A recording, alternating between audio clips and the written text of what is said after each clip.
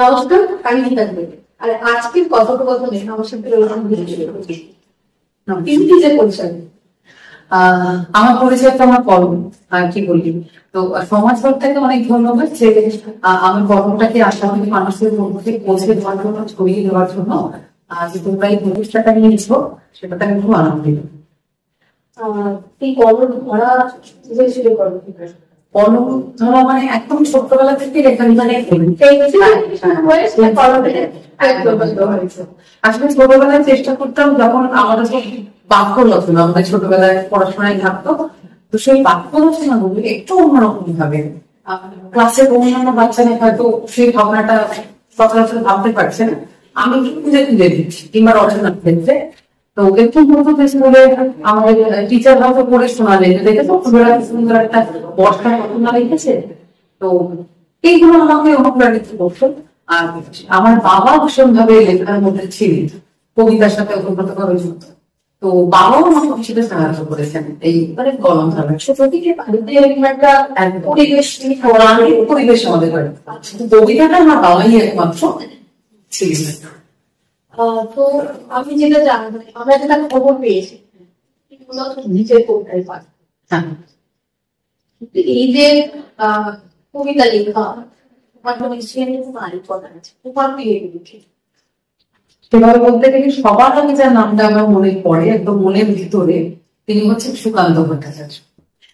বিশ্বকবির পরে মানে আমি একেবারে আমি মানে হয় না একটা মানে তার মতো হতে ইচ্ছা করে, তো কোথাও সেটা সুকান্ত ভট্টাচার্য, জীবনানন্দ দাশ, শক্তি চট্টোপাধ্যায় এবং আমার পরম প্রিয়, আমার একেবারে লেখার যার হাতের ছোঁয়া আমি পেয়েছি জয় গোস্বামী আমার দৃষ্টির কাছে। আচ্ছা, তো তোমার কাছে একটা কবিতা আমাদের দর্শকদের লেখা শোনানোর সময় মনে পড়ে আছে কোনটা শোনাবো, কোনটা শোনানো ভালো ভালো। আমি আসলে যারা একটু কলমের মানুষ, তারা তো মানুষের কথা লিখি, মানুষের না পাওয়া কিংবা পাওয়া সব কিছু। তো একটি ছোট বাচ্চা, তার কাছে সরস্বতী পুজোটা কি, যেহেতু কোনদিন বিদ্যালয়ে যায়, তার কাছে কিরকম হতে পারে সরস্বতী পুজো, সেটা নেবে। স্কুলে যাওয়া হয়নি বাবা, হয়নি ছোঁয়া বর্ণমালা, উচ্চে তারা পচা ফুলে আজকে জানায় বড়বেলা। বড় বড় স্কুলের গেটে মুখস্থানে বিদ্যালয়, ছলকাটুরি কথার ফাঁকে দিচ্ছে কারণ বিশ্বের জ্বালা। আমাদের সব ছিল শরীর ছাড়বো পড়াশোনায়, পরিপাটি মাথা তুলে দেখবে তখন কেমন বানায়। পেটের জ্বালায় রাতের ঘুমে স্বপ্নে দেখি গরম ভাত, মনে পড়ে না আমার কষ্ট, ভালো লাগে না রবীন্দ্রনাথ। যেদিন পাবো পেট ভরে মা একটু আদর রুটির খানা, সেদিন পাবো ছেলের বুকে আদর নরম বর্ণমালা। দেশে কখন থাকবে না মা অশিক্ষিত মূর্খ ঘুমান, সাদা গানা চুলে করে কলম ঠোঁটে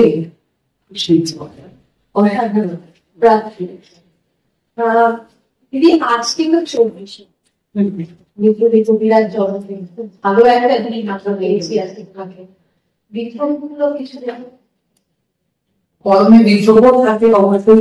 নজরুলের দিনে আমার বেশ কয়েকটি কবিতা আছে, কারণ নজরুল বিদ্রোহী হলেও আমার একটু কিন্তু মনে হয় যে নজরুলের মতো প্রেমিক খুব কম, ভীষণ বড় প্রেমিক, ভীষণ আরো পাঠের আর কি, মানে প্রেম সেটাতে জানি। আমার এই বইটি নোনতা কাটছিল, আগের বছর বেরিয়েছিল, তো সেখান থেকে অবশ্যই একটা বিদ্রোহী কবিতা পড়ি। এটা বোধ হয় মানে সকলেরই কথা। সেই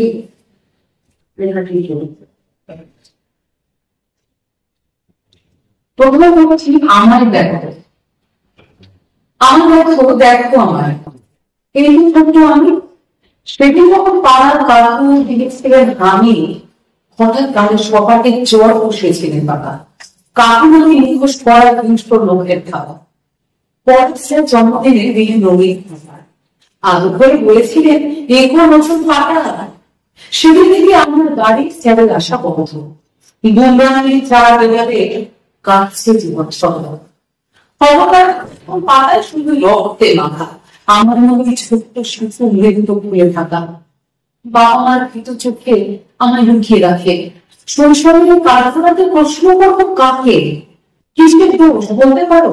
কিন্তু করার আছে। মুখোশধারী কাকু জেঠু ডাকলে তাদের কাছে মা বলেছে একদম নয়, সবাই ছিল মুখোশ মুখের ভেতর থেকে লোক দৃষ্টি চোখ। মেয়ে হয়ে জন্মেছি তাই এত বিঘ্ন মাথা, স্বাধীন হয়ে বাঁচার মতো নেই অধিকার, জীবন হলো কারো সাদা। আমি ছাড়া এই সঞ্চয় কি বা আছে মূল্য, কি বা আছে বেঁচে থাকায় জীবন নরক তুল্য। আমরা একটু নরম করি ভালোবেসে দাও করতে, প্রজাপতির পাখা রঙে গাছ বড় হয়ে উঠতে পারে। আমরা খাবো আধুনিক পথ, আমরা আকাশ হব রামধনু ঠেলা মনের গভীর পৃথিবীর পথ শুভ। একটা বিদ্রোহ বিদ্রোহ তার সমাজ চিত্রকে একদমই তাই। আমরা প্রথম গিয়ে বাসে নিশ্চিত পড়েছি, কিন্তু সেটা এই আলাদা করতে পেরেছি। তো আমরা শুধুমাত্র সিট বা ট্রেনের আমরা মহিলাদের সম্মান দেওয়া হয় না, সেটা একদমই তাই। এবার এই কবিতাটা আমাকে তোমাকে সব থেকে বেশি সাহায্য করে। আমাকে সব থেকে বেশি সাহায্য করে আমাদের পরিবেশ, আমাদের দৈনন্দিন ঘটনা, দৈনন্দিন জীবনযাপন চালচিত্র, সেগুলোই আমাকে একদম অনুপ্রাণিত করে সবসময়। আর তোমার এই যে পথ চলা অভিজ্ঞতা পেয়েছো, প্রতিকূলতা না থাকলে তো কবিতাই থাকবে না। এই প্রত্যেক পদক্ষেপে প্রতিকূলতা থাকতে হবে, সেটাই চ্যালেঞ্জ। তবে প্রতিকূলতাকে আমি কোনোভাবেই প্রতিকূলতা ভাবি না, আমি সেগুলোকে বরঞ্চ আমার চ্যালেঞ্জ বলে ভাবি এবং মনে করি যে কলমের পুরোধার আরেকটু বেশি বোঝে পারবে। একদম একদম। তো সেগুলোকে বাধা বিপত্তি না ভেবে আমি এগিয়ে যেতেই পছন্দ করি। সব থেকে বেশি সাহায্য তো করেছে পরিবেশ, ব্যক্তির কাছ থেকে কোনো সাহায্য পেয়েছে? ব্যক্তিগত বিভিন্ন কবির লেখা এবং আমাকে শারীরিক ভাবে বলা যেতে পারে, মানে সশরীরে যাকে পেয়েছি দেখেছি আমার একদম কাছাকাছি, কবিতা গোস্বামী। মানে জয় গোস্বামীর সাথে আমার একেবারে শুধু ওই কবিতা গুরু হিসেবে কবিতা পড়িয়েছি, উনি যেটা বলেছেন আউটস্ট্যান্ডিং, সেটা আমার কাছে পূর্ণ হয়ে গেছে। যেটা বলেছেন না এটা সঙ্গে একটু গন্ডগোল আছে দেখে নিন, সেটা আমার কাছে সেই হিসাবে হয়েছে। এরকম ভাবে উনি নিজের অজান্তেই মানে আমাকে উনি অনেক রকম ভাবে সাহায্য করেছে, এবং সেই যে ওনার সাহচর্যটা, এটা কিন্তু আমাকে একটা মোড় দিয়েছে। এবং আর একজন আমার জীবনে ওতপ্রোত ভাবে জড়িত ব্যক্তি রয়েছেন, আমাদের সবার প্রিয় নচিকেতা চট্টোপাধ্যায়। সেও কিন্তু আমাকে বলে যে তোর কবিতা কতটা কার কাছে পৌঁছালো কি পৌঁছালো না এটা ম্যাটার করবে না, কারণ যাদের কাছে পৌঁছাচ্ছে না তারাই বরঞ্চ প্রাপ্ত থাকছে, মানে তারাই বুঝতে পারছে না। তুমি লিখে যাও একদম সবার কাছে একদম দাঁড়িয়ে আমিও চলবো না একদম। আমার মেয়ে প্রচন্ড ভাবে আমাকে হেল্প করে, ভীষণ ভাবে। আমার বন্ধু বান্ধবরাও আছে সবাই। তো এই কবিতা চর্চার ক্ষেত্রে কোনো মজাদার গল্প আছে? কবিতা চর্চার ক্ষেত্রে হ্যাঁ প্রচুর মজাদার গল্প আছে। আমি যখন প্রথম ভেবেছিলাম যে কবিতাটাকে নিয়ে জীবনে হয়তো কিছু করবো, তখন আমি জানতাম না যে কোথায় কিভাবে বই ছাপাতে হয়, কি করতে হয়, কিছু জানতাম না। আমি 2012-তে আমি তার আগে মালতীতে কাজ করতাম, মালতী কোম্পানি একটা ডিপার্টমেন্টে আমি অ্যাজ এ অ্যাসিস্ট্যান্ট ম্যানেজার ছিলাম।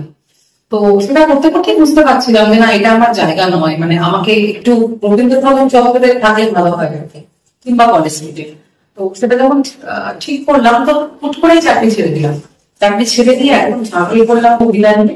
এবং আমার মনে আছে তখন গরম লাগলো, প্রথম বই আমার বেরিয়েছিল 2012 এপ্রিল মাসে। তো ওই মার্চ এপ্রিল ফেব্রুয়ারির এক থেকে মার্চ এপ্রিল আমি একদম আমার যত লেখা ছিল সমস্ত খাতা জেরক্স করে, অরিজিনাল নয় জেরক্স করে কলেজ স্ট্রিটে সব দোকানে আমি জিজ্ঞেস করেছি যে আপনারা কি কবিতা বলছে আপনার। তো সেটা এখন ভাবলে খুব হাসি পায় যে আমি তো তখন জানতাম না, মানে হয়তো দিল্লি মতো ফিরে ওখানে গিয়েও জিজ্ঞেস করেছি, কারণ আমার জানা নেই কোন প্রকাশ হচ্ছে। তো তখন প্রথম আমার এই পাগলামিটা দেখে পৃথিবীনগর একটি কলেজ স্ট্রিটে প্রকাশনা আছে, তারা ওটা বুঝতে পারলো, হয়তো দেখেছে যে এই পাগলটা মানে ঠিকঠাক কাগজ হবে 100%। তো সেই জন্য আমার পাণ্ডুলিপি নিয়ে তারা প্রথম আমার বই বের করলো, প্রথম কাপড় কিনছে ঠান্ডা হয়ে, সেই নামে আমি কবিতা হয়ে এই মুহূর্তে কথা এই মুহূর্তে 12টা হয়ে গেছে, মানে এই বই মেলাটা নিয়ে।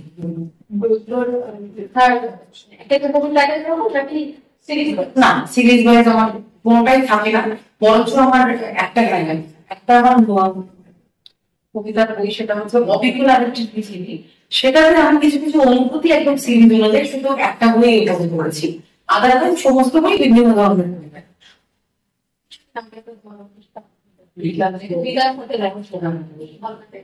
বাবা, এটা করতে গিয়ে একটু ভয়ও পেয়েছিলাম, কারণ কি নতুন কিছু করতে গেলে সেটা প্রথমেই সবাই বলবেন যে এটা ভালো হচ্ছে না, তারপরে সেটা বিচার হবে, এটার সাথে দেয়া হয়। এটা হচ্ছে একটু গুরুগম্ভীর ব্যাপার, সেটা একদম নিষ্ঠা করে একটু খাটে একটু বড়ার মতো, কিংবা ওই কাগজগুলা নিয়ে করতে বলে নেন। হ্যাঁ, আমার যেটা মনে হয় যে আমার বাড়িতে যে কাজ করে, আমি হঠাৎ হয়তো কবিতা পড়ছি, হয়তো এমন একটা কবিতা পড়ছি এই যে সরস্বতী পুজো পাইনি, সেটা আজকে আমি আমাকে বলে যে আহাগো সত্যি বাচ্চাটাকে স্কুলে যেতে পারলাম না, এই যে বলতে, তার মানে ওরাও কিন্তু কবিতা পড়ছে, আমাকে সেটা পোস্টটা দেখিয়ে দিতে হবে। ছেলে মেয়েরা গুরুগম্ভীর একটা বই থেকে দিই করা করে করবে, বাবা কবিতা এটাই কিন্তু ধারণা, কবিতা মানে হচ্ছে এই মাথার উপর দিয়ে যায়, র্যাম্পের সাথে যখন কবিতা হচ্ছে সেই রিলেটেড একটু হলো তখন মনে হচ্ছে দেখি ব্যাপারটা কি হচ্ছে। এটা মানে প্রথম রাত এটা আমি 2 বছর ধরেই ভাবছিলাম, তারপরে আমি প্রথম কলকাতায় পড়লাম, একবার দেখলাম মানুষ নিয়ে, তখন অনেক অভিভূত আমার সাথে ছিলেন তখন। তারপরে সেকেন্ড সিজন আমি এখন যেখানে বসে আমি আলোচনা করছি উইজডম ট্রি, আমার ভীষণ প্রিয় একটি ক্যাফে, ভ্রমণ এবং সোনালী ক্যাফে, এখানে মানে প্রচুর অনুষ্ঠান করি, সেটা আমরা সেকেন্ড বার করলাম, অনেক বড় জায়গা, এবং এটা গ্র্যান্ড সাকসেসফুল, এবং পরেরটাও আমরা এখানে মানে আমাদের পরিকল্পনা রয়েছে তৃতীয়বার। আমরা চিন্তা করেছি ওটা বরাবর নিয়ে থাকবে, এখন ঠিক হয়নি, দেখা যাক, আমার বন্ধুরা তো পাশে আছে। সেকেন্ড বার আমি দেখেছিলাম, এখন সবাই হচ্ছে যে আমার কবিতা দেখি,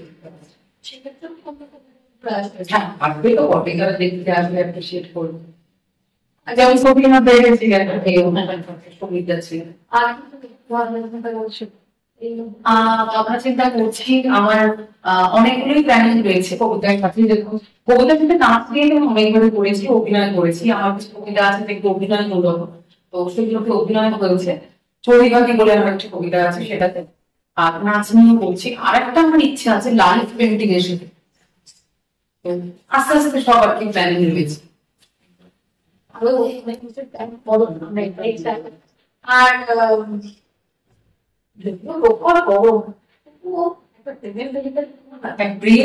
চলে ট্রেন তো আমাদের একেবারে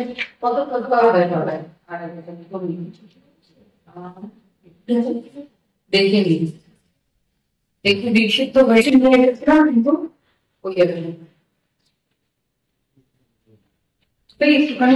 শোনাতে চাইছি, কিছুদিন আগে আমার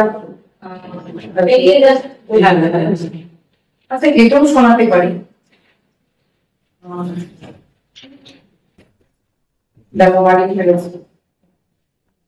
আচ্ছা এটা শোনাই না।